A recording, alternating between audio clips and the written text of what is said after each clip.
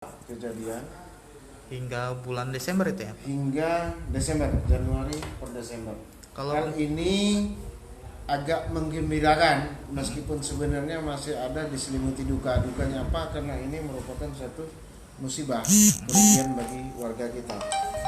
Gembira yang saya masukkan ada peningkatan kurangnya dibanding 2017. Arti yang kita perhatikan di sini adalah tingkat kesadaran dan perhatian warga masyarakat kita semakin meningkat dalam mengantisipasi sebab-sebab kejadian-kejadian kebakaran. Nah, kalaupun kita telusuri di lapangan seperti kebersihan lingkungan, pemukiman, salah satu pemicunya sudah semakin rapi, semakin baik. Kemudian masyarakat tidak ada lagi yang sembarangan membakar-bakar sampah. Kemudian lagi ada pada rumah-rumah penduduk yang merasakan ada keganjilan tentang sambungan aliran listrik. Secara maraton mereka sudah melaksanakan perbaikan-perbaikan sehingga dominan sebab-sebab penyebab kejadian kebakaran sudah bisa sebagian besar dipahami oleh warga. Dengan demikian berarti salah satu efek baiknya adalah semakin kecilnya peristiwa kejadian. Hal ini sangat-sangat menggembirakan kita.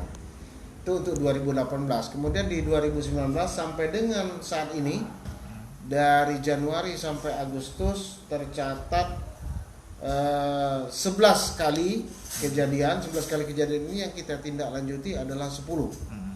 Karena 10 ini melapor langsung ke kita terjun langsung memberikan tindakan. Sedangkan 1 karena posisi wilayahnya sudah sangat-sangat tidak bisa dijangkau dengan kendaraan kita, armada pemadam. Jadi pada saat itu laporan pun tidak ada ke kita. Jadi kita hanya menerima laporan tertulis yang sudah disampaikan oleh kecamatan adanya di wilayah terpelosok dari kecamatan Abung Pekurun. Ya, sangat-sangat sulit, tidak bisa dijangkau dengan kendaraan pemadam kebakaran. Nah, kemudian dari kiat-kiat apa? Kenapa dikatakan suatu peristiwa klasik? Karena penyebab utama kejadian kebakaran sebagian besar itu saja. Tingkat kelalaian warga, kemudian kurangnya kebersihan lingkungan terutama tentang sampah, kemudian teledornya penggunaan listrik. Dalam hal ini penggunaan ini ketika ada bagian-bagian perlengkapan di rumah yang sudah semestinya harus diganti, misalkan stiker atau colokan sambungan yang sudah goyang, itu harus segera diganti. Karena itu dominan memicu percikan-percikan api yang bisa mengakibatkan konslet dan kebakaran akibat dari aliran listrik. Nah, kemudian apa kiat kita yang sudah kita lakukan untuk sampai dengan saat ini? Kita rutinitas. Baik ya.